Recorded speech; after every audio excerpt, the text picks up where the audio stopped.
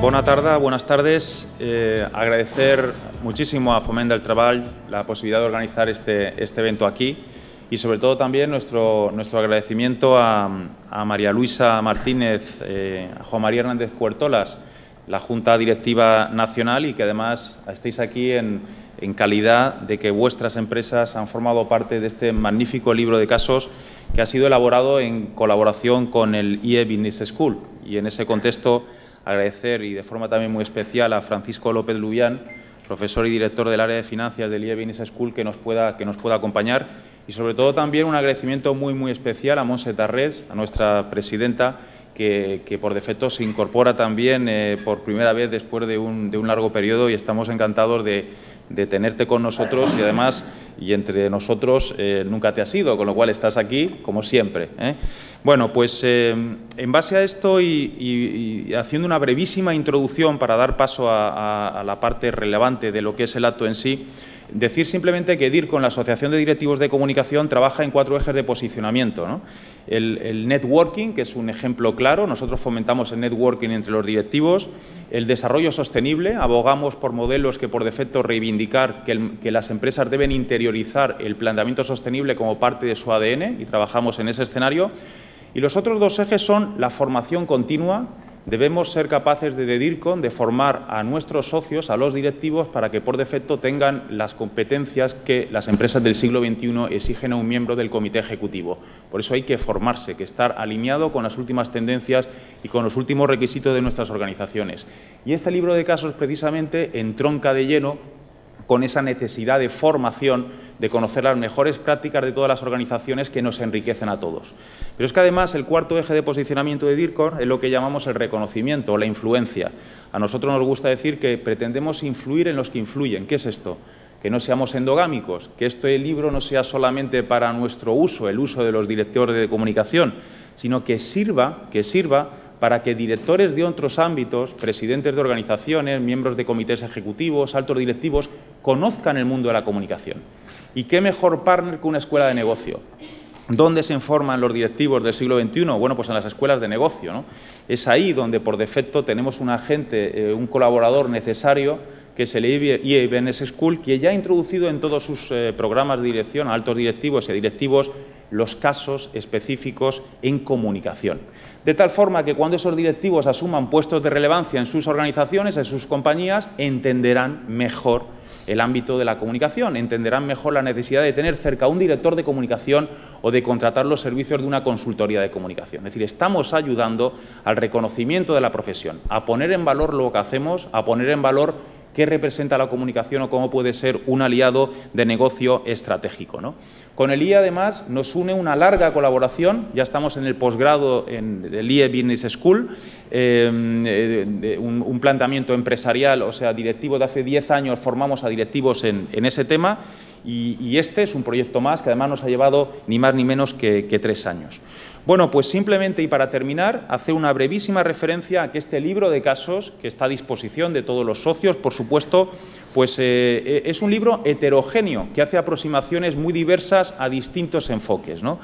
Se trata del liderazgo y comunicación en el caso de la Casa Real. Se habla precisamente del caso sobre cómo se gestionó el relevo generacional del rey Juan Carlos en el rey Felipe II. Nos hemos atrevido a meternos en el análisis de cómo se gestó esto desde el punto de vista corporativo, institucional. El caso de JADI, la palanca de transformación de la nueva CEPSA. Este caso habla de un cambio de cultura corporativa coincidiendo con el cambio de dueños de la compañía. Muy interesante el caso de CEPSA también. Bueno, tenemos el patrocinio de Endesa del ACB, un caso magnífico de cómo Endesa gestiona el retorno del patrocinio que hace en la Liga Nacional de Baloncesto. El caso de Huawei, España, Everybody Can Be a Dancer, una marca prácticamente desconocida, cómo realmente en un tiempo récord han conseguido un posicionamiento muy interesante. Está analizado cómo realmente esta empresa china hace el posicionamiento estratégico de la marca en España, está analizado también en el libro.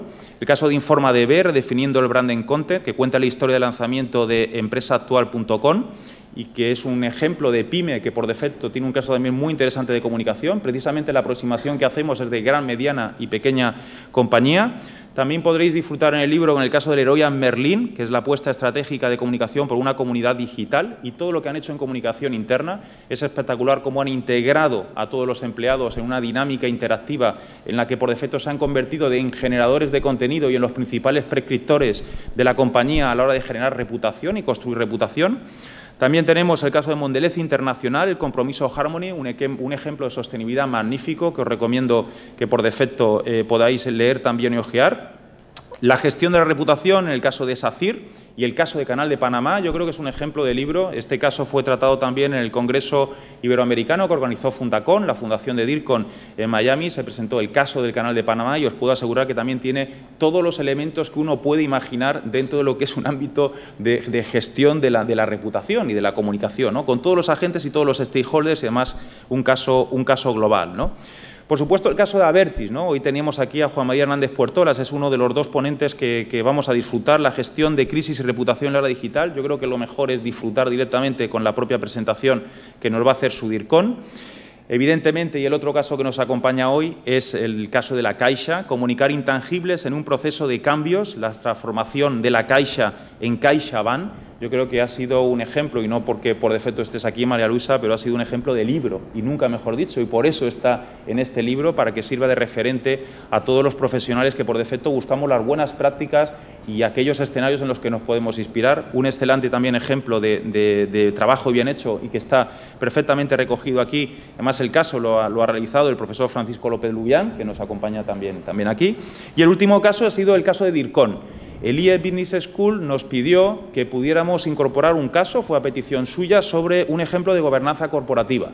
Era interesante saber cómo una asociación había pasado en los últimos 8 o 10 años de 400 a más de 1000 socios en pleno tránsito de una crisis económica terrible, de 20 socios protectores a más de 45, de cómo se había internacionalizado, de cómo había creado una fundación, y al final la clave está en la posibilidad o en la capacidad de trabajar juntos, o sea, de esa junta heterogénea de distintos orígenes, procedencias, empresas que han trabajado focalizados en un fin común, la puesta en valor de la función de la comunicación en las organizaciones. Y eso nos identifica a todos y eso es lo que nos ha permitido llegar hasta aquí, una asociación saneada financieramente, con recursos, con más de 1000 socios, con presencia en todos los territorios y con una gran apuesta internacional en el ámbito iberoamericano y también en el ámbito global. Y como tal, yo dar las gracias de nuevo a María Luisa, como presidenta de DIRCON Cataluña, por haber contado con nosotros también para introducir este libro, y dar paso ahora al profesor Francisco López Lubián, profesor y director del área de finanzas del IE Business School, tras cuya intervención pues tendrá lugar el comienzo de la mesa redonda. Muchísimas gracias. Bueno, pues buenas tardes. También es un placer estar aquí con todos vosotros. Y agradecer también a Fomento y a DIRCON pues la posibilidad de... Para mí ha sido una experiencia muy interesante el trabajar en este caso, y yo quisiera solamente dedicar unos minutos antes de dar la introducción a lo que interesa, que son los casos, para comentar un poco lo que es la IE University, ¿no? Porque, claro, todos estamos acostumbrados, hemos oído mucho la IE Business School, pero en realidad eso ya ha cambiado, y ahora, para vuestra información, pues que sepáis que la IE es ahora una university que tiene 4 escuelas: la escuela de Business, pero también tiene la escuela de Arquitectura, la escuela de Humanidades y IT y la escuela de Derecho. Bueno, es un caso atípico, porque normalmente, históricamente, son las universidades las que crean escuelas de negocios. En cambio, en este caso, ha sido una escuela de negocios la que ha creado una universidad, ¿no? Bien, hay algún otro caso en el mundo, pero no es lo normal, ¿no? En cualquier caso, comentaros que la IE University pues, tiene alumnos de 131 países, tenemos unos 500 profesores, más o menos, y más de 50.000 alumni procedentes de 165 países, ¿no? En este momento, en la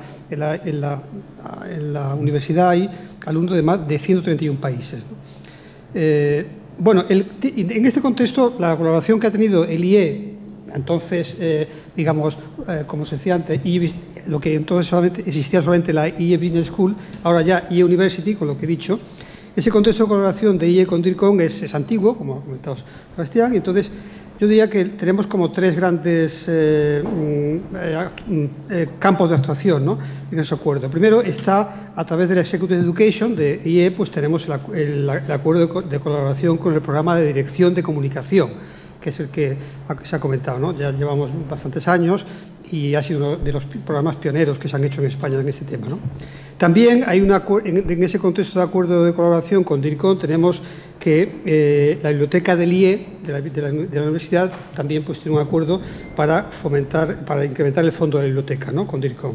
Y finalmente está este acuerdo de la editorial IE con DIRCOM, en el que en ese contexto se ha publicado este libro, ¿no? Se han hecho otras colaboraciones, pues dentro del IE está la editorial IE, que difunde fundamentalmente la producción intelectual que se genera dentro de la institución, ¿no? Bien.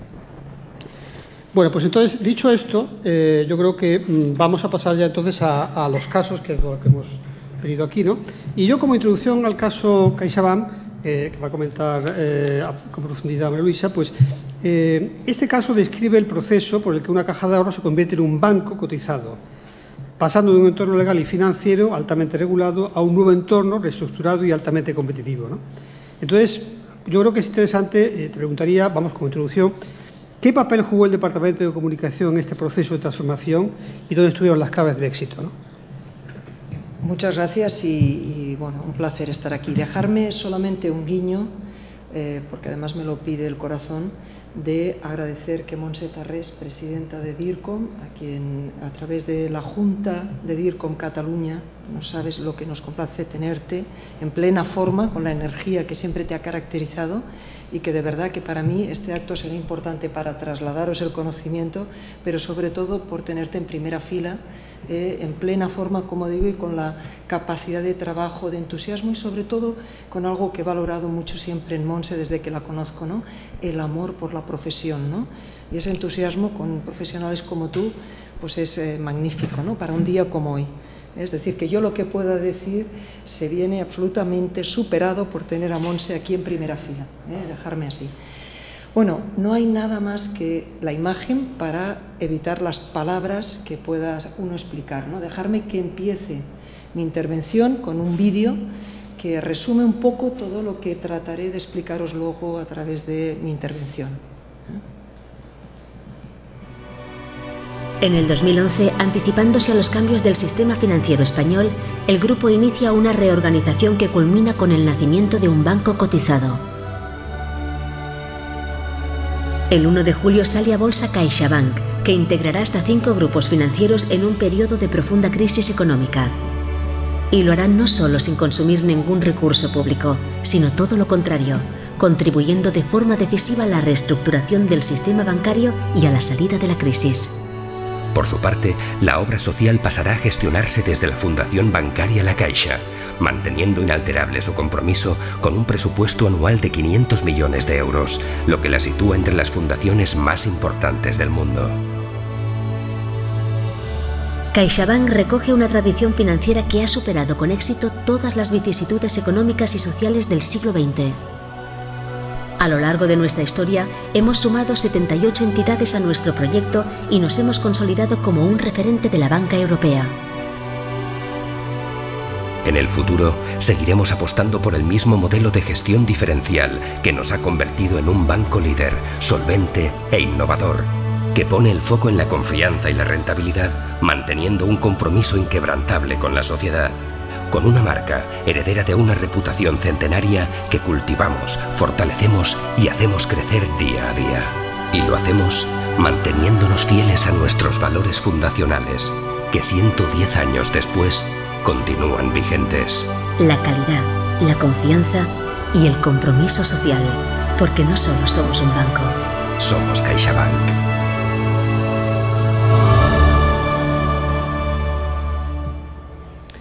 Bueno, prácticamente yo creo que el vídeo resume prácticamente todo lo que os quiero trasladar. Lo voy a intentar resumir con un poco de orden, ¿no?, para que veáis un poco el track record de todos estos últimos años en la gestión de la comunicación en el banco, ¿no? Ahora es un banco, pero fue una caja de ahorros.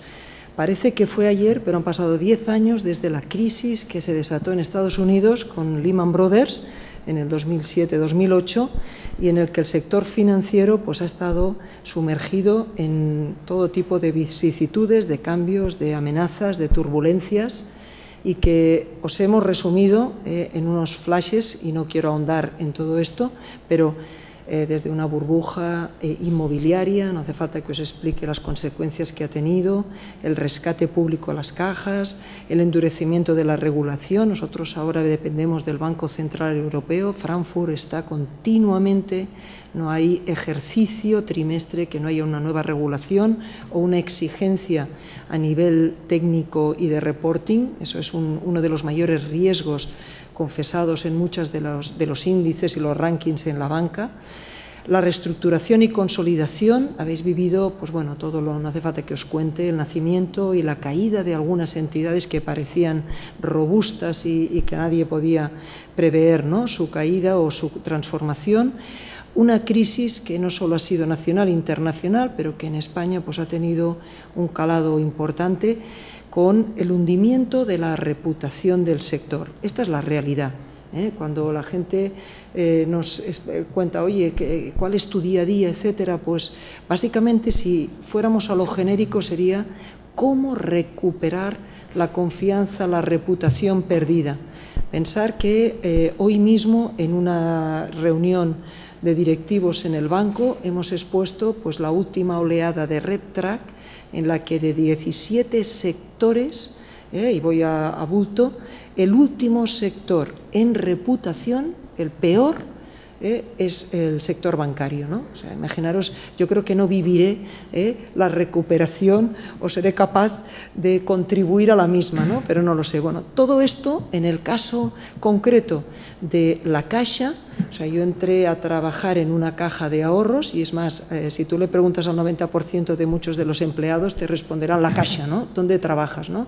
Lo llevamos dentro con orgullo, pero éramos una caja y en el 2013 la ley de cajas, de fundaciones y cajas de ahorros transforma, y nos voy a explicar todo lo que fue esa ley, pero obliga a las cajas de ahorros por ese el contexto de crisis en la que os recuerdo que había 45 cajas de ahorros genuinas y ahora solo quedan 2, pues las obliga a tomar una decisión.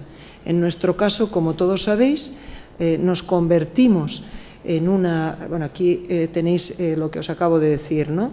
Fijaros, el mapa, uno lo ve y en estos 10 años parece que esto, pues bueno, fue pues rápido y preciso, ¿eh? Yo que lo he vivido como experiencia profesional en el día a día, pues fijaros el nacimiento de Banca Cívica, que nosotros ya os mostraré, la absorbimos, pero que eran todas estas marcas y se incorporaron de una manera paulatina a el mundo Caixa, ¿no? Que es como ahora yo quiero trasladar este concepto, ¿no? Bankia, que era todas estas cajas, BMN, etcétera, ¿no? Al final quedaron solo 2 cajas, las cajas más pequeñitas, y quedamos 9 bancos, ¿no? O sea, un panorama, cuando a mí me dicen, no, es que se ha transformado el sector inmobiliario, etcétera, digo, bueno, alguien no ha repasado la transformación del sector financiero. Lo que pasa es que esto ha ocurrido de una manera natural, de una manera en el sentido de marca, empujado por la regulación y también por la propia crisis, ¿eh? Bueno, a partir de aquí, cómo nosotros, para que entendáis después y pueda responder a Francisco, cuál ha sido nuestro track record, nuestro devenir. Fijaros, nosotros en el 2007 éramos una caja de ahorros, a partir de ahí teníamos Criteria que agrupaba toda la sociedad, el portfolio de entidades en las que nosotros teníamos participación. Curiosamente comparto mesa hoy con el anterior director de comunicación de Criteria, con quien me une una gran amistad, que es Juan, y bueno, pues gestionábamos esto de una manera coordinada, con una estrella que nos unía, pero desde luego pues siendo una caja de ahorros. En el 2011, producto de esa ley, CaixaBank sale a bolsa. No os explico cómo lo hicimos, pero sí que se utilizó una ficha bancaria para transformar y rápidamente situar el banco a cotizar. Y es ahí donde nace la marca CaixaBank. Una marca que ya os voy apuntando de manera inicial, pues bueno, buscaba también mantener el nombre Caixa, que como os he dicho está dentro de los principios y de los valores y los atributos del banco, pero también darle una marca internacional y por supuesto pues romper esa imagen de caja de ahorros, ¿no? En el 2014 se configura todo el grupo tal cual vosotros conocéis ahora mismo, es la Fundación Bancaria, que nació con un 86% como accionista de referencia del banco y que actualmente, en la última información pública al mercado, pues está situado alrededor del 40%, ¿no?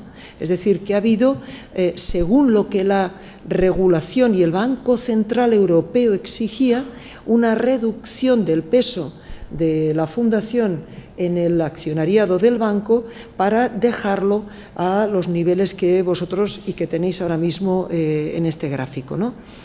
Además, bueno, pues hay todo un proceso de desconsolidación en el que el Banco Central Europeo de nuevo dice, oye, vosotros salís, y os lo explico evitando los tecnicismos porque vamos a hablar de reputación y no de leyes, pero que dice, oye, bueno, si queréis el banco ser considerado no un conglomerado financiero incluido con Criteria, pues tenéis que ir separando y desconsolidando para poder pues bueno, mostrar al mercado cuáles son las fortalezas del banco, ¿no?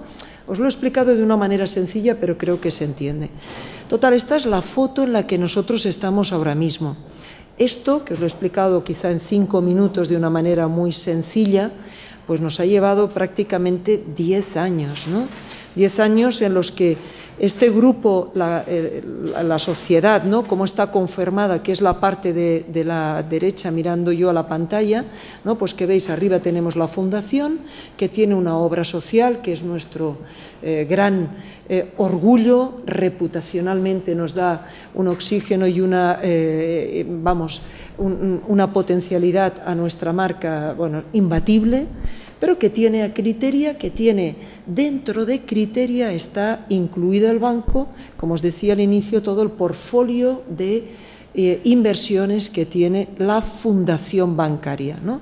Y bueno, pues CaixaBank con este 40%, pero tenemos como accionista a Criteria. Esto me diréis, bueno, vale, esto es fruto de la regulación. Bueno, es fruto de la regulación, pero hay algo que insistiré mucho a lo largo de todas estas, de esta presentación, que es que nosotros, como decía el vídeo, y lo llevamos muy a gala todos los empleados y especialmente el Departamento de Comunicación, somos herederos de la Caja Centenaria y no la llevamos, es decir, la ley nos puede haber modificado societariamente, pero lo que es cierto es que permanecen y subyacen los principios centenarios que todavía a gala el banco pues quiere mostrar a la sociedad en sus actuaciones financieras de ámbito social, etcétera, ¿no?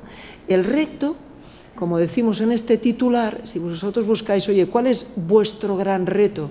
Pues ser un nuevo banco sin perder la esencia y los valores centenarios corporativos, que sabéis, y a gala lo repetimos allá donde nos quieren escuchar, básicamente pues la calidad, la confianza, el compromiso social. Lo que pasa es que hay un trasfondo societario que ha cambiado y eso hay que conjugarlo en la gestión de la comunicación y también de la reputación, ¿no? Básicamente los cimientos están en un posicionamiento y en una diferenciación del mercado. O sea, nosotros no hemos tenido corrupción, no hemos utilizado dinero público, nosotros hemos hecho con nuestras virtudes, aciertos o desaciertos en el performance financiero, en nuestra actividad financiera, lo hemos hecho a pulmón. Es decir, en todo ese devenir de la crisis, la Caixa en primera instancia y CaixaBank ha estado absolutamente independiente en su gestión financiera, muy proactivos. Y en esto, ¿qué os quiero decir? Pues bueno, nosotros a nivel de comunicación no tenemos miedo, ni, como os demostraré más adelante, a lo que es la digitalización, a los cambios técnicos, a todo lo que supone el modelo de comunicación que más adelante os daré alguna pincelada, pero desde luego queremos ser proactivos. Hace muchos años alguien dijo que el silencio no es rentable, y es verdad, porque la sociedad está hablando. Por tanto, si ya entramos en lo que es nuestro día a día, nosotros somos muy proactivos.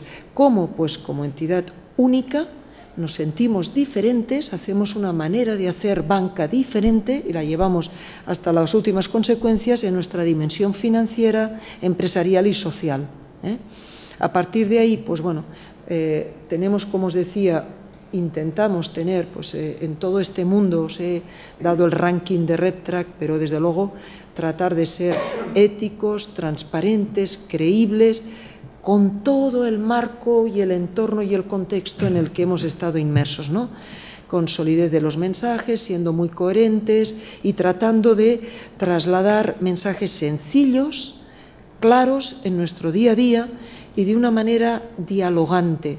Es decir, la entidad, yo creo que quizá en esto pues os traslado el sentir, ¿no? de lo que ha sido todos estos 100 años de devenir histórico, ¿no? Si en algo se ha caracterizado es en estar muy cerca de la sociedad. Insisto, no somos perfectos y hemos cometido errores, como todo el mundo, pero en términos de comunicación, pues asegurar que somos consistentes, que unificamos todos los mensajes del ámbito, desde toda del negocio, de la parte corporativa, financiera, etcétera, ¿no? Una comunicación muy profesional. ¿Cómo lo hacemos? Entramos ya en arena, porque si no esto parece que no aterrizas nunca, ¿no?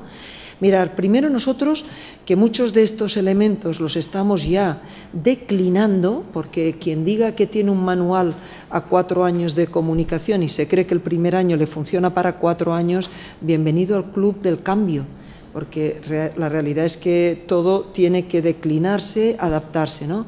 Primero, estamos marcados por la coyuntura, os lo he definido de una manera muy rápida, ¿no? Por tanto, estamos lanzados a consolidar CaixaBank, es decir, sin miedo, con una diferenciación positiva y, oye, teniendo como peers, como entidades competitivas a grandes entidades, ¿no?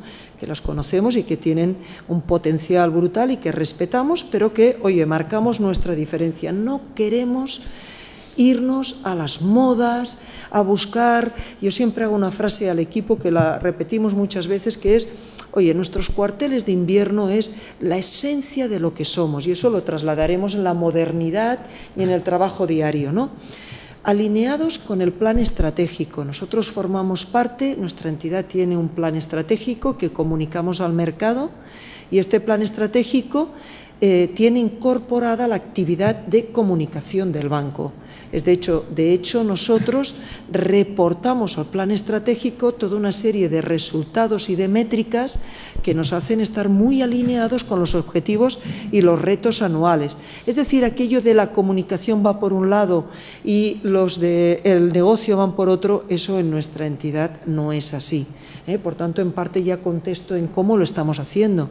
Es decir, yo formo parte del comité de dirección, por tanto, cada lunes escuchamos las líneas de negocio, los riesgos reputacionales y, por tanto, hay un alineamiento, insisto, desde la pura humildad, con aciertos y desaciertos, pero estamos ahí. Comunicación está en el core y en el núcleo duro de las decisiones. Por otro lado, reforzando todas las áreas de negocio. Yo siempre digo algo que quizás es muy simple, pero que de nuevo tiene que ser el origen de la comunicación, tiene que estar al servicio corporativo, pero también del negocio. Es decir, por eso a gala, cuando viene alguien para que le asesoremos o internamente el equipo está buscando, somos y queremos ser un aliado estratégico del negocio y, por tanto, tratamos de posicionarnos no solo en los medios, sino también en las redes, en todos nuestros stakeholders de la mejor manera posible, con un firme y apoyo social. Es decir, ¿esto qué quiere decir? Bueno, nosotros ahora mismo, ya os digo, estamos, a gala tenemos nuestra con orgullo obra social, que es en la Fundación, pero tenemos que desarrollar un performance social del banco que estamos desarrollando, que estamos trabajando y que bueno, pues tiene que ir en paralelo con todo lo que hace la Fundación, pero tener una identidad propia, ¿no? Porque además cada vez más los analistas, los inversores nos demandan este tipo de performance al sector financiero. Y luego también un posicionamiento institucional. ¿Esto qué quiere decir? Pues oye, que tenemos que reforzar el liderazgo nuestro, del grupo, pero sobre todo de CaixaBank y del sector, ¿no? Y esto lo tenemos que hacer. Mirar, ¿cómo lo hicimos? El año pasado yo creo que si no hubiéramos estado inmersos en tantas noticias y en tantos contextos políticos, sociales, etcétera, quizá hubiéramos tenido un mayor protagonismo en lo que ha sido el cambio de rótulos, un cambio físico, porque yo os he hablado de los valores y de los atributos, ¿no? Que estos hay que declinarlos y hay que irlos moldeando conforme a la sociedad cambia, ¿no? Entonces, fijaros, nosotros hemos hecho 5.384 rótulos cambiados. Yo presidí el comité interno que reunía a todas las áreas. Cada 15 días, empezamos cada semana, pero luego cada 15 días, y luego fue mensual, porque yo me enorgullece de pertenecer a esta entidad. Funciona como un reloj. Nosotros a nivel tecnológico, a nivel de equipos, hay un compromiso con los compromisos adquiridos a nivel directivo, y bueno, pues os he puesto aquí, ¿no? Cifras que pueden ser fácilmente impresionables, pero la verdad es que lo fueron en su momento. Analizamos cada territorio, hicimos una topografía del territorio, edificios singulares, elementos que políticamente podrían llevar a malos entendidos. Nos fuimos allá a hablar con el ayuntamiento en cuestión, etcétera, para cambiar el rótulo, para mejorar, para darle una... Hubo un despliegue brutal de recursos para cuidar los detalles.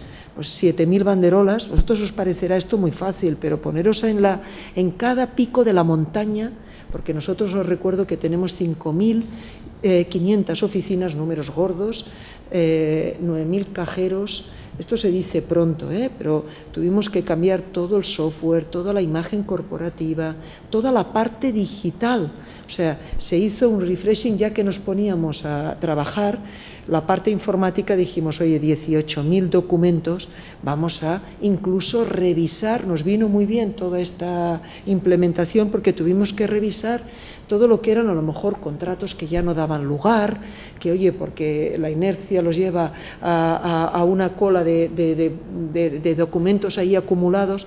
Bueno, fue la verdad que yo cuando lo viví quedé al final de todo, nos felicitamos sobre todo porque se hizo de una manera muy, muy al detalle, sobre el terreno y tratando de escuchar a todo el mundo, ¿no? Oye, es que hay un edificio singular que hay que desmontar, un rótulo de piedra que lleva allí 30 años y que el pueblo lo tiene y que tocas la cornisa de al lado. Bueno, pues allá que se fue un equipo para pactar, para hacerlo, bueno. Esa es la parte física, ¿vale? Que hoy es importante también dejarla encima de la mesa, ¿no? La realidad es que lo más difícil es lo que está en esta slide, ¿no? Nosotros ahora estamos, como creo que todos los departamentos de comunicación, tratando de modernizar nuestra dirección de comunicación, que sea de una manera transversal. Yo por esto me gusta la palabra o la forma geométrica de una rueda, ¿no? Porque aquí no hay nadie más importante. Si te falla una pieza y uno de esos radios se rompe, la rueda empieza y se va al traste el rodaje, el dinamismo, ¿no?, de las acciones, ¿no? Nosotros, este es el equipo del que tengo a gala pues, dirigir, en el que hay una unidad de comunicación, de publicidad / marca, de responsabilidad corporativa. Os he dicho que estamos dando ahí un foco muy potente en cómo darle una vuelta a todo esto, las relaciones institucionales, las métricas, la inteligencia, porque claro, ¿cómo puedes dirigir si no sabes qué carajo está pasando, ¿no? Yo a veces digo, mirar, lo más cansado del mundo es pararse a pensar, lo más fácil es que te ordenen hacer cosas. pero pensar y escuchar a la sociedad, cómo las cosas están sucediendo es lo más difícil, ¿no? Sobre todo para tomar, ¿no? Entonces, desde hace poquito, pero con una fuerza brutal, estamos dando una vuelta a todo lo que es la inteligencia, ¿no? El Big Data, ¿no? Eso que se han apropiado mucho los departamentos de tecnología y de innovación, y están absolutamente, es una herramienta y un elemento imprescindible para nuestro trabajo de día a día, ¿no? Todo esto, ¿para qué? Pues porque todo este track record que os he dicho de cambio de marca, de declinación, que no de cambio de los valores, pero sí que de declinarlos, de adaptarlos, etcétera, lo hemos hecho para pasar de una comunicación tradicional, y en el fondo pues la crisis en el sentido de cambio nos ha ido bien, para una gestión integral de los intangibles. Es decir, esto de decir, ¿quién es más importante? Ninguno. ¿A qué hijo quieres más? A ninguno. A todos por igual, con todos sus defectos, ¿no? Habrá uno que tendrá mayor potencia porque la coyuntura lo obedece, ¿no? Por tanto, esta transformación, este caso de estudio que tenemos, pues bueno, el placer de trabajar con el IE, ¿por qué? Porque hicimos una acción combinada de todas las áreas, y esto os lo digo, que nadie se salió del guión. Oye, tú, ¿por qué eres más importante? Yo cuando oigo esto alucino porque es que ya no entra en el trabajo, ¿no? Del día a día, porque el impacto de cada área aumenta el resultado de toda la acción combinada. Si una de estas palancas me falla, el resto va flojo, o como mínimo no tiene el potencial. 3, las áreas son el motor clave para el impulso de la reputación del banco. Es decir, esto no es porque el equipo de comunicación de CaixaBank quiere hacer una comunicación moderna y a la venga, como estos son profesionales, quieren cambiar el mundo de la comunicación. No, no, es que primero nos ponemos, como os he dicho, al servicio del banco, escuchamos al banco y a la sociedad, y en base a esas dinámicas ponemos la rueda en marcha, ¿no? Lo que no se mide no se puede gestionar, como os he dicho, cada vez más los KPIs se reportan en el comité de dirección, cada vez más decimos, oye, esto aquí endogámicos no podemos ser, la sociedad nos ve así, asá, el sector todavía tiene que recuperar muchas cosas, por tanto, estamos en el cuadro de mando de los reportes de los resultados del comité, del banco, y sobre todo, algo que yo que tengo alma de periodista, es importantísimo, ¿no? La escucha, la monitorización. Y ahí el seguimiento, los planes de acción ad hoc y escuchar y adoptar te permiten controlar y mitigar los riesgos reputacionales, ¿no? Al final, ¿a qué nos dedicamos, no? A prevenir el riesgo reputacional, a prevenir el riesgo y a poner en valor las virtudes de nuestras corporaciones, en nuestro caso del banco, ¿no? Y a intentar corregir aquello que no está funcionando por un termómetro que os digo que forma parte de toda esta rueda, que nos permite, oye, aprender de los errores, ¿no? Entonces, bueno, pues esta transformación que en muy pocos minutos os he tratado de dar 4 pinceladas desde la parte regulatoria, el cambio de sociedad y la gestión que hicimos para el cambio de la Caixa a CaixaBank, es algo que la verdad no se puede hacer si no tienes un buen equipo. Dejarme que termine, yo siempre lo digo, tengo el mejor equipo que se puede tener en comunicación, ¿no? Y esto hace que todos los profesionales estén alineados para corregir aquello en lo que seguramente tenemos que mejorar, ¿no? Y bueno, no sé si te he respondido, luego si hay diálogo. Tus comentarios creo que han sido muy interesantes y además salen ahí preguntas que seguro que que quedan pendientes para después, ¿no? Bueno, entonces vamos a pasar ahora a Caso Abertis con Juan. Y entonces, Caso Abertis describe una crisis con origen en las redes que pudo acabar suponiendo una auténtica crisis de negocio, ¿no? Entonces yo te preguntaría, como introducción, ¿no?, para que ¿ha cambiado la valoración de la comunicación en vuestra compañía desde entonces? ¿Cuáles son las recomendaciones que le daríais a las compañías para estar preparadas ante una crisis similar? Porque el caso de Abertis es un caso más típico, digamos, o más estándar de un caso de comunicación, o comunicación ante una situación de crisis como esa, ¿no? Muchas gracias. Primero, en el terreno de los reconocimientos personales, saludar la presencia de Montse Tarrés aquí, que me engañó, dicho sea entre comillas, para pertenecer a la Junta Directiva Nacional de DIRCOM, pero ha sido mucho tiempo, muchos quebraderos de cabeza, pero también una gran satisfacción profesional, que se lo debo a ella y a verla tan bien y tan recuperada. En segundo lugar, a María Luisa. Yo llegué a Criteria hace 10 años, sabiendo mucho de política americana y a lo mejor algo de macro, pero muy poco de comunicación. Y gracias a la aportación de María Luisa, que, bueno, aquellas primeras notas de prensa de auténtica locura. Criteria acababa de salir a bolsa, fue un aterrizaje, bueno, como dicen los americanos, hitting the ground running, corriendo al aterrizar, ¿no? Con lo cual, agradecidísimo. Y por supuesto a DIRCOM y también al Instituto de Prensa con Business School por la colaboración en la elaboración de este trabajo. A ver, en referencia y para enlazar un poco con el tema de CaixaBank, María Luisa ha descrito perfectamente la evolución, pero quiero llevaros vuestra atención a un hecho que a mí me parece milagroso y que no es mío, es de el que era director general de Criteria entonces y consejero delegado de Abertis ahora. ¿Cómo puede ser, y no solo la comunicación responsable, pero en gran parte sí, que una serie de accionistas se duerman accionistas de un conglomerado industrial y se despierten accionistas de un gran banco? Eso es, vamos, está en los anales de la historia financiera del país, que realmente. Y otro hecho que a mí me llama mucho la atención y que lo he comentado en muchas ocasiones con Jaume Giró y tal, es cómo cambiasteis los rótulos como quien ve crecer la hierba, o sea, que sin que la gente se dé cuenta y de repente un buen día dices, se está lleno de CaixaBank, ha desaparecido el tema de la Caixa. A mí me parece, bueno, lo has descrito de alguna manera, pero me parece también una operación sensacional. El tema de Abertis, en primer lugar, el dramatis personae. No sé qué tal estará este vídeo que está tan reproducido. Os pongo un poco de antecedentes. Un señor llamado Casadella, un buen día, a raíz de una información que salió, y luego me referiré un tanto a las radiales y tal, a que el fiasco de las radiales, de las autopistas que rodean Madrid, se podía de alguna forma subvencionar con una extensión de las autopistas de aquí.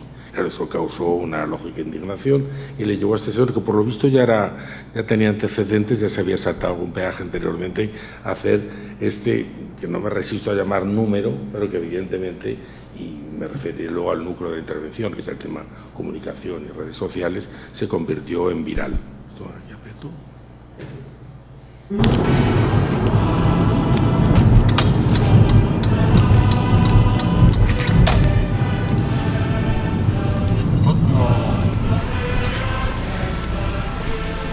Bona nit. No vull pagar. Per què? Perquè penso que és injust el fet de tenir a pagar. Hi ha una discriminació que penso que a Madrid no estan pagant i nosaltres sí ho hem de fer, per tant, fins que ells... No, però fins que ells no paguin o tots deixem de pagar, doncs jo en principi no penso pagar. D'acord? Ja que ho diu així...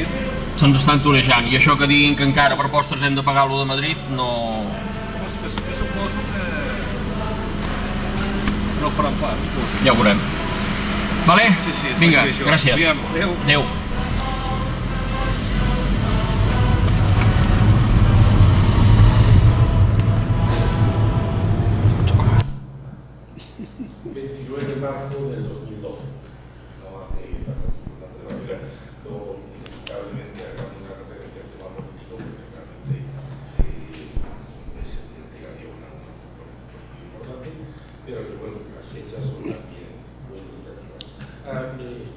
Dejadme describir brevemente el contexto general del conflicto. Sentimiento de agravio comparativo, para bien y para mal. ACESA nace en los años 60, a finales de los años 60, la concesión, yo creo, para el desarrollo de Cataluña, la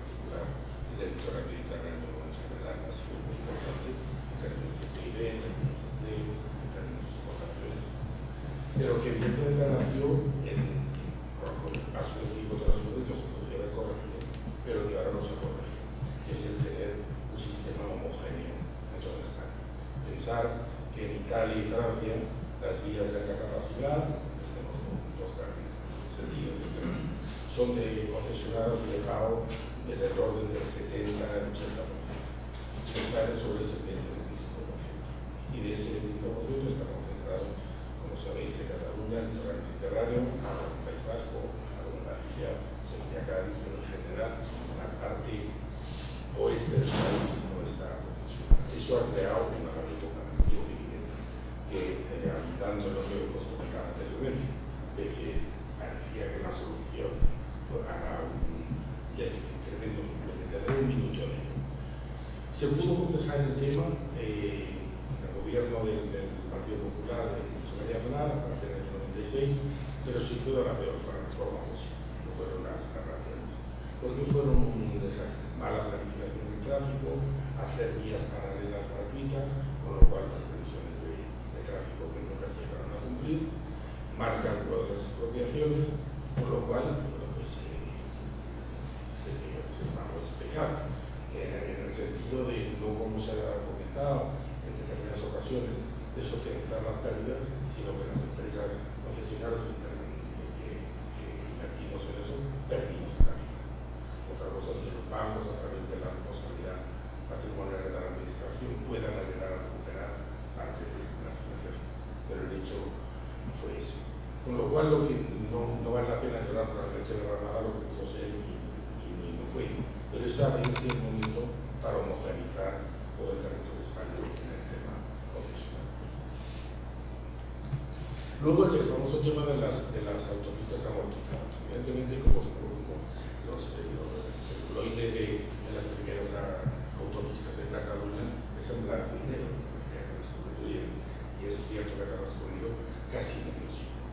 Pero es que la inversión inicial poco tiene que ver con el concepto autopista con lo que es. Solo un dato, una cifra para que lo tengáis. La inversión del Estado de las autovías es del orden de 60.000 euros por kilómetro año. La inversión de Abertis en la red de autopistas es 220.000 euros por kilómetro año, 4 veces más. ¿Qué quiere decir? Que la seguridad, el confort, la velocidad se paga, aparte de que las autopistas han salido ampliación de todas las autopistas en general, ampliación de carriles, inversiones de todo tipo. Pensar que en los últimos 7 años el capital de inversión en bienes de capital del grupo Abertis asciende a 11.300 millones de euros, una cantidad importante. En el tema más comunicativo, pues tenemos como una acción concreta, un video en YouTube se hace viral y se convierte en un movimiento social. El movimiento se intensifica por la intervención política y aquí cobertura televisiva, teníamos más desde el punto de vista audiovisual que la llamada mainstream media, los medios de papel, etc. La repercusión era relativa. En redes sociales y en televisión, muy importante. Incluso, yo diría que casi nace un partido al calor del tema, porque hubo un partido, Solidaridad por la Independencia, Catalana por la Independencia, que no sé si existe, pero el partido recuerdo de Jan Laporta, del notario de Cena, y de un diputado que se pasaba la primera vez en el gobierno central, que hizo del tema de las autopistas su razón de ser. No quiero establecer una causa-efecto, pero las siguientes elecciones no se ganaron ningún escaño, por lo cual no sé si como estrategia de política les dio mucho resultado. El movimiento luego va cayendo por el tema del efecto disuasorio del cambio normativo y las multas por impago, porque aunque el tema era social, lo hemos escuchado bien por haber visto en 2011, pero antes había un episodio de conflictividad. A nadie le agrada pagar un servicio y probablemente toda la doctrina del pago por uso de la colaboración público-privada o de la Estado de las infraestructuras, pues exige un esfuerzo pedagógico importante, por lo cual había habido en el año 98, etcétera, un episodio también de contestación. Pero este fue un movimiento de a nivel pues, muy viral, muy sociológico. Un breve repaso del calendario. El 29 de de marzo se produce este vídeo que comentamos. El 1 de mayo del 2012 hay la marcha de protesta en todos los peajes. Pensar que en términos cuantitativos no están, eran 2.500 personas, conductores, que se llegaron a parar el peaje en un total de transacciones de medio millón al día. O sea, 2.500 versus medio millón. Pero sin embargo, la repercusión negativa de eso es muy importante. El 20 de mayo del 2012 se produce la segunda oleada, la segunda movilización, es probablemente el punto álgido de la protesta, y el 16 de junio, luego repasaremos la estrategia de comunicación, se produce una entrevista con el director general de Abertis Autopistas en TV3 que intenta transmitir este mensaje pedagógico que os comentaba, y con las cosas se empiezan a calmar y hay una rueda de prensa también. El 16 de junio se produce la tercera y última concentración, el movimiento pierde fuerza y paralelamente pues todo el tema de los servicios jurídicos de Abertis y la colaboración del Ministerio de Fomento y todas las partes implicadas hacen que se clarifique bien la legalidad, o mejor dicho, la ilegalidad de saltar el peaje y reforzar la autoridad del peajista. Aquí es un tema también importantísimo, igual que pasa en el sector bancario, la cara de los empleados es importantísima, y pensar que la presión que sufrieron los peajistas aquellos días era tremendo. Desde alguno, y no hago broma, tuvo que ir al otorrino por la bocina todo el santo día, insultos, con actos de agresión, etcétera, etcétera. O sea que tuvieron mucha sangre fría en aquellos 3 días que comento que duró la acción. Paso directamente al tema de la comunicación. Es un poco lo que comentaba María Luisa antes. Si tú no dices lo que eres, otros dirán lo que no eres. Esto es importante, porque es evidente que en temas de utilities, pensar en gas, en gasolineras, en teléfono, etcétera, pues cuando estás en contacto con una masa de público tan importante, los conflictos pasan, y es evidente, y es normal que pasen. En el caso de las autopistas se da una circunstancia muy peculiar y que también hace precisa mucha pedagogía. Las concesionarias están gestionando activos públicos que simplemente están temporalmente gestionados por la iniciativa privada, 10, 15, 20 años, pero los activos no son nuestros, son del Estado o de la Administración que se trate.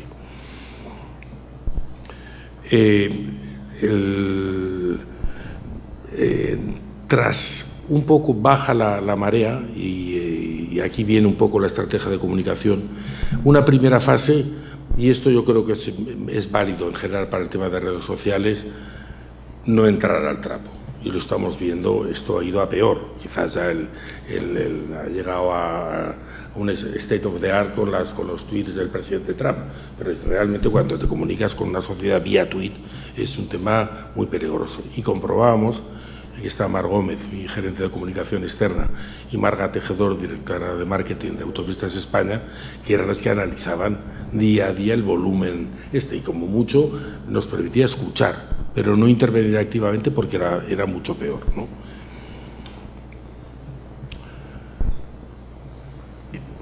Simultáneamente, evidentemente, se producían encuentros privados con representantes políticos y de la administración, tráfico, Mossos, etcétera, tanto para controlar el tema desde el punto de vista de orden público como para clarificar los aspectos jurídicos que os comentaba antes, ¿no? Una segunda fase ya es más proactiva. Desarrollo de un dossier de mitos sobre las autopistas. Algunos de ellos os los he comentado. ¿Qué quiere decir si una autopista está amortizada? ¿Cuáles son los gastos en mantenimiento?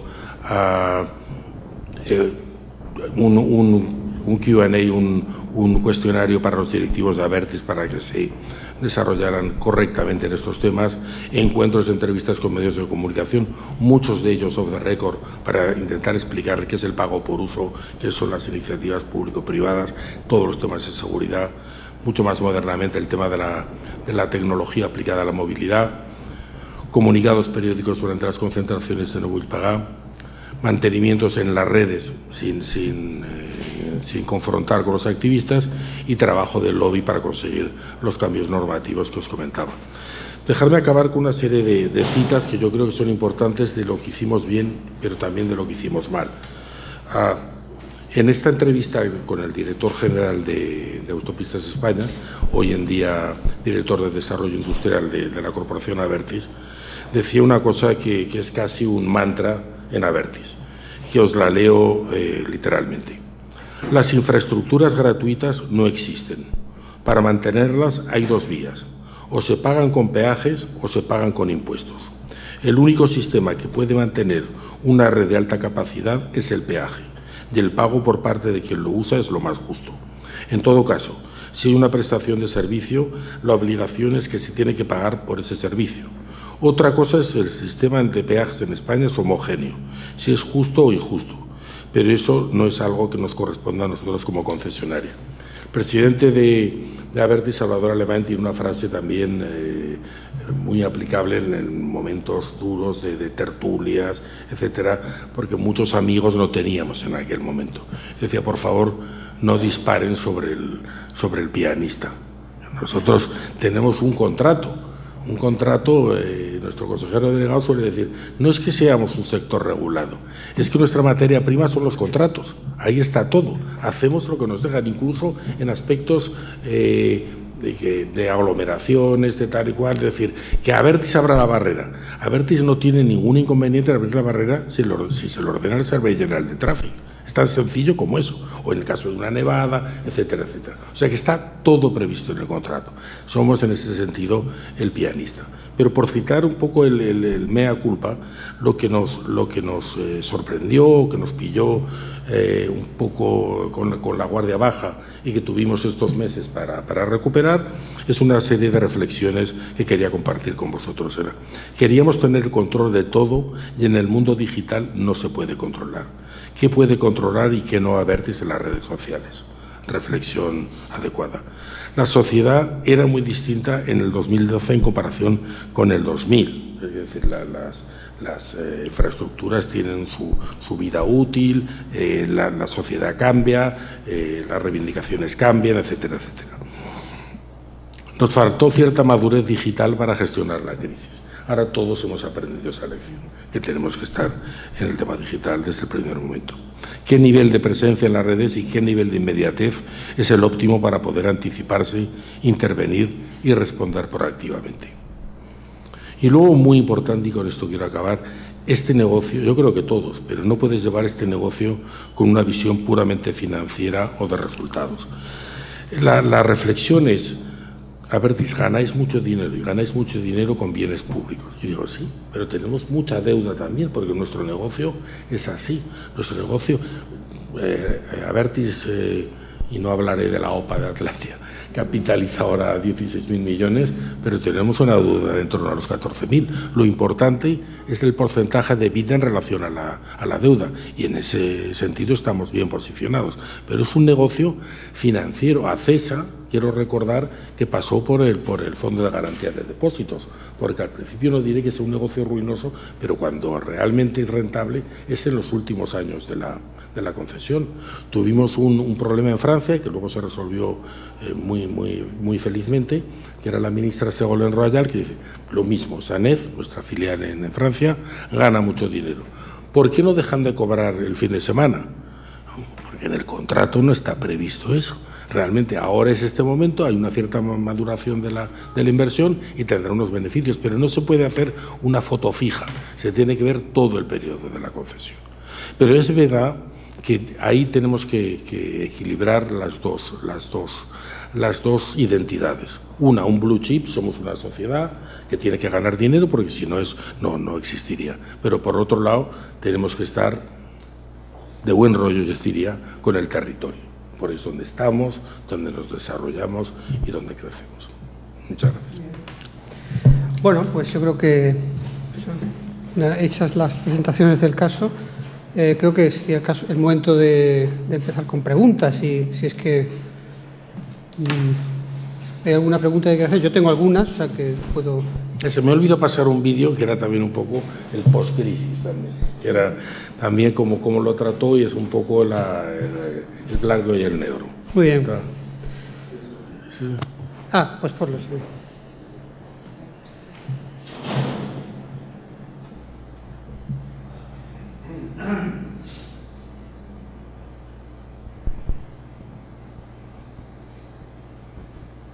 Nueva jornada de insumisión en las carreteras. Segundo, yo no pago los peajes tras el éxito del pasado 1 de mayo en Cataluña. Entonces, en las primeras horas de protesta, más de 2.500 conductores se negaron a pagar en las barreras, aunque Tránsito asegura que le han llegado 6.000 denuncias. Los convocantes piden el fin de los peajes porque las autopistas están sobradamente amortizadas. El movimiento en contra de los peajes ha vuelto hoy a la carga. No volem pagar. No volem pagar més. Tip. No vull pagar. No volem pagar. No vull pagar. Miles de conductores se han concentrado para ir juntos hasta los peajes y no pagarlos. Estamos hasta los huevos que bueno, que aquí para salir de Barcelona nos dejemos aquí todo el dinero pagando peajes. Banderas, pancartas, pegatinas y toques de pito, igual que en una manifestación, pero subidos en coches. Llevamos muchos años pagando por un servicio que en la mayoría del territorio español no se paga. Este movimiento, que nació hace un mes y medio en las redes sociales, ha sido capaz de movilizar ya a miles de conductores descontentos con el sistema actual de peaje. Y todo pese a las amenazas del Servicio Catalán de Tráfico. Bueno, lo que hemos demostrado es que no nos dan miedo estas multas ilegales que intenta imponer el gobierno de la Generalitat al servicio de una empresa privada, de la empresa Abertis. Unas advertencias que ya se han materializado en denuncia. Alex es uno de los insumisos que ya ha recibido una notificación. Debería de aparecer cuál es la infracción que he cometido. En este supuesto caso sería el de no voy a pagar, el de que no he pagado, pero como no es una infracción no lo puede poner. Lo que está claro es que esta protesta ciudadana que empezó en YouTube... No voy a pagar. No voy a pagar. No voy a pagar. No voy a pagar. De momento no se para, y menos aquí, en un peaje. Yo creo que esto ha sido la imagen, vale más que palabras, porque están todos los mensajes, ¿no? Y refuerza el mensaje de que éramos el pianista, obviamente. Sí. Bueno, entonces, si no hay ninguna pregunta, vamos. Yo tenía, tú habéis comentado una cosa y tú más específicamente, que es el tema de las métricas. Me gustaría que hablaras un poquito más de esto, pero yo creo que, en definitiva, claro, como tú has comentado, ¿no? O sea, que para gestionar, evidentemente hay que tener datos, ¿no? ¿Y cómo trabajáis vosotros ese tema? Bueno, nosotros hemos elegido de todas las métricas y todo lo que nos ofrece el mercado, aquellas que nos dan, por un lado, la percepción que tienen clientes y no clientes y la sociedad en general respecto a la marca, al banco, y todas aquellas que también forman parte de las métricas de negocio, porque también es lo que os decía antes, o sea, tienes que estar pendiente también de cómo funciona, pues bueno, tu área de negocio. Respondiendo a lo que tú me dices, yo creo que no hay que irse de un extremo de no utilizarla a ser un obsesivo de la métrica, sino verla como una herramienta más para la toma de decisión. Es decir, lo que no puede ser es que uno dispare al aire y haga algún tipo de ejercicio, de actividad, etcétera, sin tener un referente. A veces, y en eso yo tenía cierta envidia, pues hay departamentos que tienen, pues oye, un contexto y un trasfondo para poder hacer análisis, y nosotros parecía un poco que era como, y os estoy hablando de la comunicación más tradicional, ¿no? Noticia positiva, nota, crisis, comité de crisis y andando, ¿no? Entonces era todo como mucho menos, de alguna manera, analítico, como ahora yo creo las organizaciones modernas incorporan a la comunicación, ¿no? Como una herramienta que permite la toma de decisiones, en tanto que puede medir la percepción que tiene esa decisión en el negocio, en la marca, en la sociedad, y por otro lado también como un autocontrol de lo que te funciona y no funciona bien, ¿no? Nosotros medimos también porque lo reportamos internamente. Oye, mira, esta acción, pues esto no ha tenido impacto, o si lo ha tenido, ha sido mediocre. Por lo tanto, oye, hay que darle una vuelta a lo que hemos hecho, ¿no? Es decir, que en esa amplitud de uso de lo que es la métrica, permite pues una mayor gestión, porque al final nosotros gestionamos los intangibles, pero tenemos que tomar decisiones igual que el que está tocando un servicio o un producto, ¿no? Y ahí es donde yo incorporo. Y luego, si me permites, no solo las métricas como los rankings y lo que vosotros percibís, sino también la parte de inteligencia, de vaciado. Pues Juan decía muy bien, y yo estoy de acuerdo contigo, que de todo lo que es la gestión digital estamos aprendiendo todos cada día, ¿no? A acertar, a desacertar, etcétera, ¿no? Pero al final todo eso forma parte de la inteligencia, de monitorizar, de reportar, de saber también qué es lo importante, qué no es lo importante del ruido, ¿no? Todo eso es lo que yo quiero deciros con el análisis y las métricas. Simplemente para complementar, totalmente de acuerdo con lo que dice María Luisa, se hace camino al andar. Ellos han hecho un informe integrado fantástico y cada vez es más en el que los aspectos intangibles tienen más importancia y por lo tanto son más difíciles de medir, pero en eso estamos. Pero nosotros sí que hay un tema que es crucial en nuestra actividad, que es la seguridad. Y entonces en los resultados trimestrales, igual que ponemos pues las inversiones, los beneficios, etcétera, ponemos nuestros progresos en el tema de siniestralidad. Cuando llegamos a Brasil, el consejero delegado se quedó impresionado de que había 52.000 muertos al año en las carreteras brasileñas. Todo lo que puedes hacer en ese tema, que además afecta especialmente a los niños, pues es un tema, ya no digo de responsabilidad social, de responsabilidad básica de nuestra actividad, ¿no? Pero en el otro tema, pues totalmente de acuerdo. Sí, quería preguntar. A ver, ¿tienes el micrófono? Gracias. Bueno, primero felicitaros pues, por la transparencia, por la exposición y por la generosidad de compartir vuestras experiencias, algunas de ellas desde las tripas, que esto siempre queda muy bien hablar de libros de casos, pero poner la realidad de las cosas que nos han ido mal, o en tu caso, María Luisa, no, porque para mí esto es un modelo agradecido de explicar, ¿no? Pues dicho esto, hablando del tema de las métricas, porque ahora se puede medir todo, ¿no? O sea, cada vez que el impacto que tenemos, la cantidad de personas que han visto, pues que al final nos acaban midiendo pues, por la cantidad de personas, por los impactos que cuantitativamente hemos tenido. Pero a mí la pregunta que me viene a mí, que yo también trabajo en un negocio que está pues, intervenido como el tuyo y me serviría el mismo discurso que has utilizado tú, visto en el tiempo. A mí la pregunta que me viene al final es cuando me dicen, pero bueno, ¿cuánto más vamos a vender gracias a este ruido? Lo que yo soy incapaz de relacionar es cuál es la consecuencia de este ruido. No sé si vosotros sabéis, por alguna analítica o por algún camino que yo desconozco, habéis podido llegar a poder contestar esto a los del negocio. Es muy difícil, pero, Montse, hay que ir por ese camino. Yo cada vez, o sea, y la verdad es que estamos trabajando, buscando fórmulas para hacer ver al negocio que gracias a la gestión de tu reputación ganas más clientes, mejor percepción en el servicio al cliente, etcétera, ¿no? Es verdad que no hay una sola métrica, porque si no todos ya la tendríamos y tendríamos ahí pues la proyección, ¿no? Pero es muy importante, bajo mi punto de vista, vincular la gestión con esta herramienta que cada sector tiene que moldear al resultado del negocio.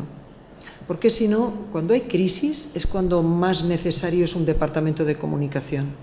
Cuando las cosas van bien, no es que se olviden, porque siempre pones en valor pues todo, pero es verdad que parece como que, bueno, pues ya no es tan básico o esencial, ¿no? Y esta es una verdad absoluta de todos los profesionales que estamos cada día luchando, ¿no? Si tú puedes vincular que el negocio también, gracias a la gestión de los intangibles, va mejor, yo creo que es la clave, para que no hay una fórmula única, ¿no? Cada sector tiene que hacerlo y la pregunta es, yo creo que el core de lo que debe llegar las métricas, ¿no? Que el cuadro integral que tú reportes al comité sea, oye, he hecho esto y habéis logrado que suban las ventas, que tengáis mayor percepción, etcétera, ¿no? Este sería el ideal a la hora de verlo como una gestión básica de una corporación.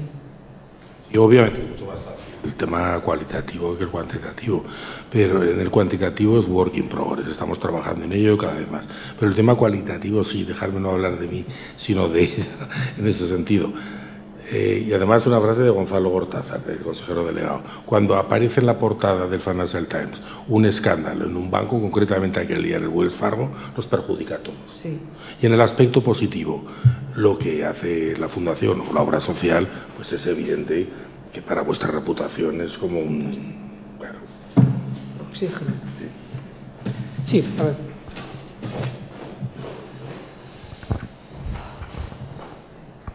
A mí me gustaría profundizar en esa pregunta que acaban de haceros antes de la relación entre las métricas y los resultados, porque me resulta muy difícil entender hasta qué punto, digamos, la comunicación es una parte de todo el negocio. Entonces, vincular directamente los resultados de comunicación a los resultados del negocio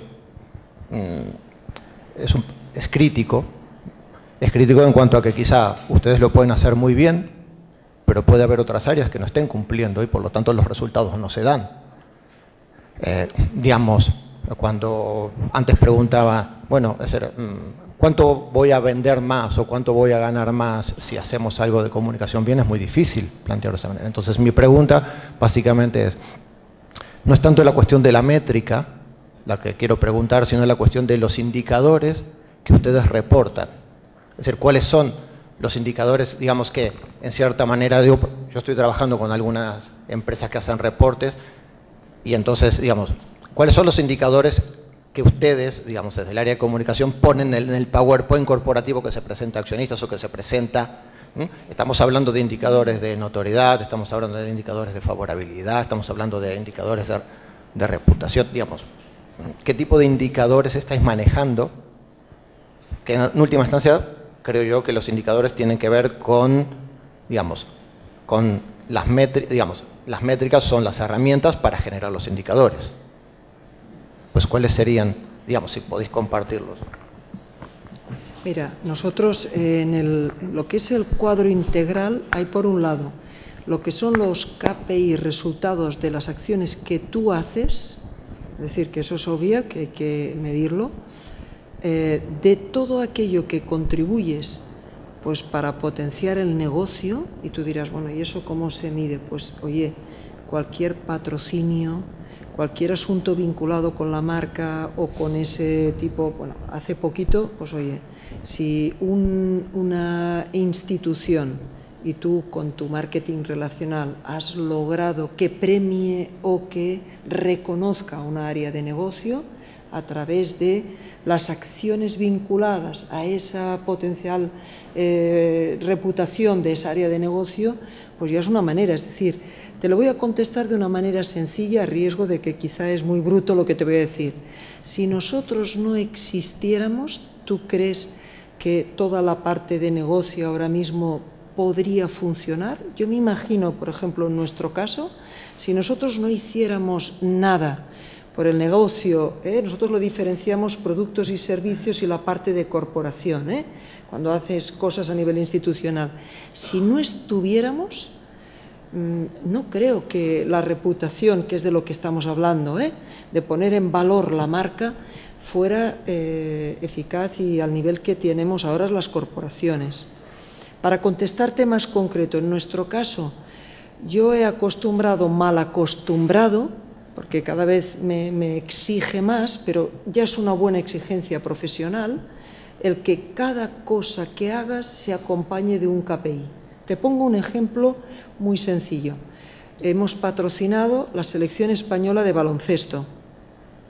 Bueno, esto tú puedes quedarte y decir, oye, mira, ha salido muchas veces y tal. No, no, te voy a medir. Nosotros hemos hecho toda una operativa de hospitality vinculada a clientes, a no clientes que han asistido. Tienes una repercusión de marca pues a través de nuestras oficinas, a través de tal. Es decir, no es solo el ejemplo de marca impacto publicitario como ordinariamente lo hemos conocido siempre, sino lo declinamos a todas las actividades vinculadas al patrocinio. Si eso no hubiera existido, pues no hubieras tenido los impactos tradicionales en los soportes mediáticos, pero es que tampoco hubieras tenido que no sé cuántos clientes, no sé cuánta gente que ha podido a través de nuestro territorio tener contacto con la selección de básquet y de todo el declinar que hemos hecho, ¿no? Entonces, todo eso lo trasladamos en números. Algunos son más científicos, tú que parece que te dedicas a este tema en el sentido de decir, oye, tanto en publicidad, tanto retorno, y esto sabes que hay fórmulas y hay un trabajo frío y duro que a veces te va bien y a veces te va mal, pero luego hay todo un marketing que decía Juan, cualitativo, es decir, XX clientes. Por ejemplo, nosotros patrocinamos el Barça, ¿no? Inventamos una actividad que era para que el cliente pudiera jugar con otros clientes en el campo del Barça, ¿no? Tú no sabes lo que es poner a un cliente, vestirlo de arriba abajo y llevarlo al campo del Barça, ¿no? Es decir, tú dirás, bueno, esas acciones si no existieran, pues la vinculación con el cliente no se resentiría, pero perdería en la fortaleza que existe entre una corporación y tal. Yo insisto, por serte muy de sentido común, si nosotros no hiciéramos este ejercicio, dudo mucho que ahora las unidades de negocio pudieran, entre comillas, vivir de los resultados y de todo este acompañamiento a la acción comercial.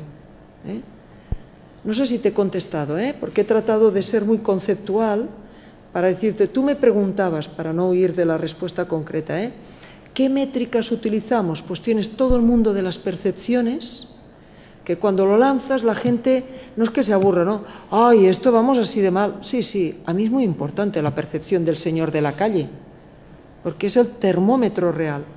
Luego están las métricas producto de tus acciones que te he descrito ahora con un par de ejemplos simples, y luego está todos aquellos índices, en nuestro caso de mercado, que son de sostenibilidad, de ámbito pues, para los analistas, etcétera, en la que la comunidad del mercado nos dice que tenemos que estar, ¿no? Y demostrar que ahí estamos dando el nivel de performance, de best practices, etcétera, que nos demanda nuestra propia comunidad financiera, ¿no?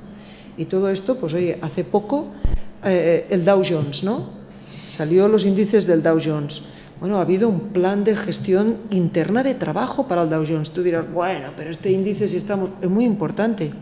Tenemos nuestros roadshows, hay contactos con analistas. Estar o no estar marca la diferencia para la comunidad financiera, ¿no?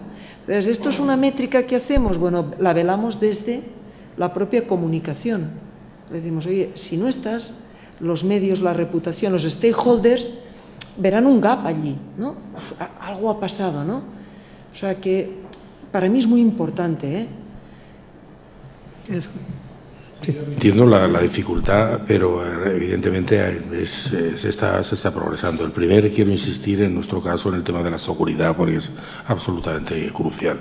El segundo, el tema del control de calidad. Se puede decir que el viaje ha sido grato, lo que esperaba, etcétera, etcétera.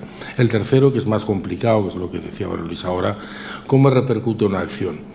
Es difícil descender al milímetro, ¿no? Pero es evidente que si llevas una exposición de Dalí a Sao Paulo por primera vez en la historia y es la exposición más visitada de toda la historia del Brasil, algo bien has hecho.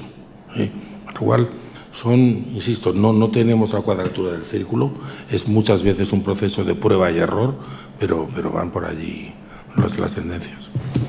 A ver, por ahí. Coge el... Maria Lluïsa, si aquesta feina de mètrica la feu internament o la subcontracteu? A veure, hi ha una part, Mateu Casada, per una banda interna, perquè potser no tens, però molta part és externa.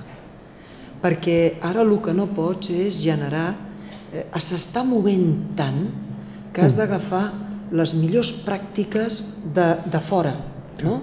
I això vol dir, escolta, que una cosa et funciona, perquè jo crec que ens mentiríem si no tots assumíssim en el nostre sector que estem veient tot allò que s'està movent i tot allò que pot acoplar-se al nostre reporting, no? Perquè al final es tracta de reportar la nostra gestió. Llavors, efectivament, hi ha coses que nosaltres les contractem a fora, altres que no necessites eines ni una intel·ligència més adequada, que les fas d'una manera més qualitativa i més manual internament. Lògico. Sí. Bona tarda i felicitats pel llibre. Un dels aspectes que es parla poc sempre, i també en l'àmbit de la reputació, és tant en l'àmbit de les relacions institucionals com el de lobby, que també són responsabilitats que recauen en el departament, en cada un dels departaments, oi? Entenc que aquí les mètriques potser no són tan necessàries, perquè són objectius molt concrets, però com feu el reporting d'aquestes àrees? M'agradaria saber-ho. Bueno, jo no el faig perquè el Public Affairs no està en el departament nostre i per tant, exacte, llavors hi ha un departament per què? Perquè la nostra part és molt tècnica. Abans us deia en la presentació que no és que no es confiï, és que hi ha tanta regulació que el llenguatge s'ha sofisticat tant a nivell tècnic que qualsevol reunió amb el Banc Central Europeu o en qualsevol organisme a Brussel·les requereix d'una preparació tècnica brutal. Jo sincerament, no sé el que et dirà el Juan, però el lobby, la seva mateixa paraula ja ho indica, és a dir, és molt difícil mesurar-ho tot. Jo crec que no hem d'anar a l'extrem de dir és que tot lo que haces tiene que tener un número, no? Jo crec que és molt difícil. Suposo que als Estats Units o en el món anglosaxó, que això té un performance molt més professional, doncs deu haver algú que l'està reportant. Jo, des de logo, a casa nostra, des del meu àmbit, no ho estem fent. Sí, yo no es por salirme por la tangente, porque pasa exactamente igual, que las relaciones institucionales no dependen de mí, pero evidentemente vamos mano a mano. Y entonces yo creo que hay muy pocas recetas, es transparencia. Antes se ha hablado también del tema de corrupción, es muy importante. La construcción en particular y el tema de infraestructuras menos en general, pues se van aparejados en determinados países y con administraciones complicadas y burocráticas, pues determinadas prácticas. La política de Abertis ha sido siempre nunca entrar, y si pierdes negocio, pues mala suerte, pero hay que decirlo desde el primer momento. Otra cosa es tener el lobby, efectivamente tiene una connotación un tanto siniestra, pero no tiene por qué ser así, es exponer tu caso ante las administraciones, pero realmente en España ha habido una falta de regulación. Y la de Bruselas quizás se ha pasado por el otro extremo, de ser hiperregulatoria, ¿no? Hasta el punto de que tener que reportar, tomarte un café con el comisario. Pero bueno, ese es como funcionan las cosas. Sí, yo quería preguntaros una cosa. El tema de la comunicación interna, ¿cómo lo manejáis? O sea, porque, a ver, que es un tema que no ha salido quizá demasiado. Bueno, no lo llevo directamente porque el modelo del banco ahora mismo es de tenerlo bajo la gestión de recursos humanos. Ya sabéis que hay dos modelos y que, bueno, pero sí que es verdad, tengo que decir que la linealidad en los mensajes, en todo lo que supone, pues bueno, la gestión, ya no os digo de crisis reputacionales, estamos en coordinación absoluta, Bueno, años cuando yo entré en el banco hace 16 años, sí que se llevaba desde comunicación, pero también era otro mundo el de hace 16 años que no tiene nada que ver con el de ahora. Por tanto, te puedo garantizar, y lo digo de una manera a bocas llenas, que nos coordinamos profundamente para que no haya distorsión. Y lo peor es que un empleado lea en prensa o en un medio o en las redes algo que es fundamental para la compañía y para su propia entidad, ¿no? Por tanto, esto lo llevamos a rajatabla, pero bueno, pues es un trabajo menos ahora mismo en las preocupaciones de nuestra mesa, ¿no? Comunicación interna sí que depende de mi área, empezando por el final de María Luisa. Ese es lo más sencillo, que ningún empleado, a la medida de lo posible, se entere por la prensa de cosas que están pasando en su casa, hechos relevantes, notas de prensa, operaciones corporativas, siempre en la medida, evidentemente, de que se obedezcan hechos reales y no a especulaciones, que os voy a comentar a la temporada que llevo, porque es la operación del año y haya noticia o no haya noticia, cada 2 por 3 sale algo en relación con Abertis Atlantia, ¿no? Pero bueno, es un vía crucis que llevo con resignación y que algún día pues se acabará, ¿no? Pero yo creo que también nos funciona mucho la transversalidad, intentar pues que sepan los de auditoría interna qué hacemos los de comunicación, qué hacen los de desarrollo industrial con M&A. Todo ese cruce que lo lleva fundamentalmente comunicación interna es muy eficaz. Yo también tenía otro tema que quizá en muchos casos el tema de comunicación no hay más que ver lo que ha pasado hace 20 años y lo que pasa ahora y lo que pasará dentro de 20, ¿no? El tema de comunicación, evidentemente, en muchos casos trabaja para un cambio cultural, ¿no?, en la empresa, ¿no? Claro, como todo cambio cultural, por lo menos la experiencia que yo tengo es que esto más bien son cosas que van de arriba abajo. El cambio cultural no es una cosa pedida por la base y tal, sino que es esto top-down, digamos. Entonces, ¿qué experiencia tenéis vosotros? A lo mejor no solamente en vuestra empresa, sino también, incluso lo preguntaría, como aquí hay también gente de otras, personas de comunicación de otras empresas, yo lanzaría la pregunta de cómo se vende esto y cómo se consigue el apoyo de la alta dirección en esos temas, ¿no? Porque quizá en vuestro caso, en un caso, pues te haya vendido, ¿no? Pero esto, ¿qué experiencia tenéis en ese tema, ¿no? Bueno, en Caixa hay una tradición de tener la comunicación muy arriba. Es verdad que en la dirección actual, por la juventud, por el estilo, pues nuestro consejero delegado es un hombre digital que gestiona de manera digital y por tanto sabe perfectamente que la comunicación mal llevada es un riesgo potencial y por tanto no hay que darle grandes discursos, ¿no? Si hablas de esa parte de la cúpula, y el presidente lo pongo en el mismo segmento porque esa es la realidad, yo me referiría en que me gustaría deciros que es verdad que cada día, por la profesionalidad con que debemos actuar en un área que no es como la financiera, asesoría jurídica o la de medios entendida como la tecnología, pues la verdad es que cada día tienes que, porque es una disciplina joven dentro de este portfolio de lo que estamos hablando, cada día tienes que demostrar, pero no tanto a tus colegas, y os lo digo con toda la sinceridad posible, sino demostrar que la esencialidad de una buena gestión en comunicación marca la imagen de una compañía, de su marca, ¿no? Entonces, eso, pues bueno, se demuestra como todo. Pues oye, un mal abogado como director de una asesoría jurídica, pues está pifiando la gestión, ¿no? Es lo mismo que pasa con nosotros. Yo creo que cada vez más las cúpulas directivas y la regeneración de las mismas lo que está llevando es a incrustar, ¿no?, la gestión de la comunicación como algo normal, que debe estar en la toma de decisiones, como os decía ahora, pero desde luego exige de buenos profesionales y de buenos equipos que estén al día de lo que antes me preguntabas, oye, ¿qué es lo que se mueve, lo bueno, dejar lo que no funciona y sobre todo digitalizarse y transversalizar, ¿no?, con toda la organización, ¿no? Entonces, en esto yo ya huyo de aquellos, tienen en cuenta en comunicación, sí. Y hay que ser un buen profesional, como le pasa al de jurídica, al de medios, en nuestro caso al financiero o al resto, ¿no? Sí, es un tema, yo que sea un dato pedestre, no hace falta. Yo creo que evidentemente se ha progresado muchísimo, pero que seguirá siendo más fácil, quizás durante un tiempo razonable, justificar una inversión en un M&A, en una fusión, que no en comunicación, que tienes de alguna forma que vender cada día, ¿no? A nivel intuitivo se entiende perfectamente y todos los equipos lo entienden, los directores de comunicación estamos en los comités de dirección, etcétera, etcétera.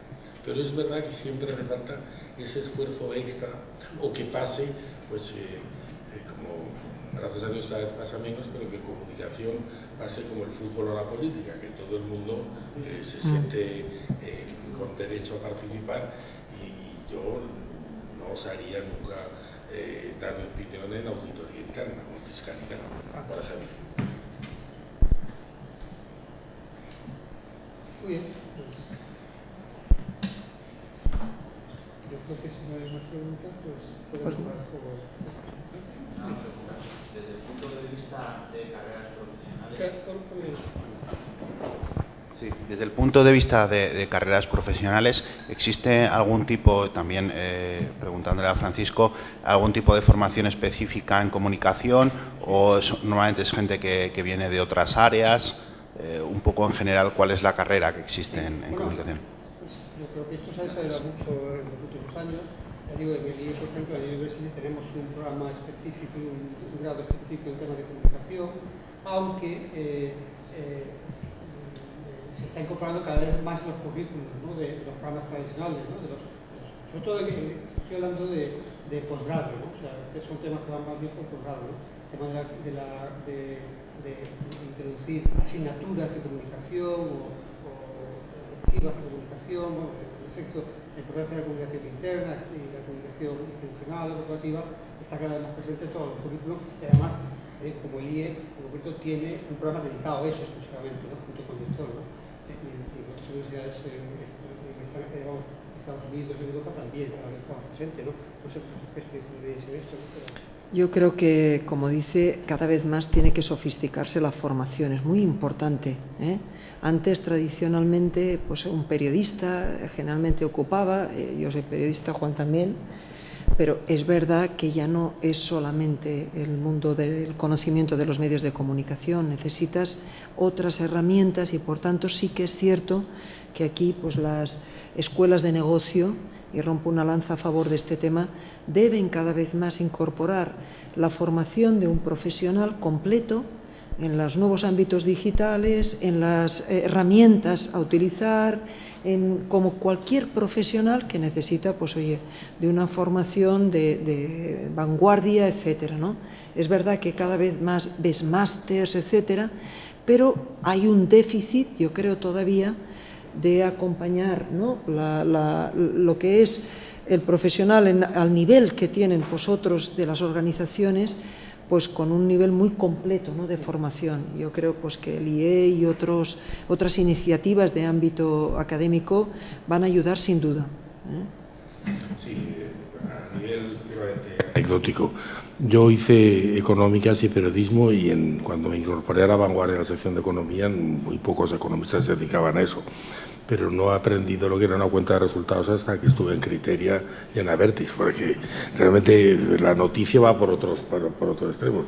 Interpretar un balance, etcétera, exige y eso que soy economista, pero bueno, los que venían de otros campos, pues lógicamente. Pero es verdad que ahora hay una cantidad de posgrados, de formaciones, etcétera, que están cubriendo ese déficit muy rápidamente.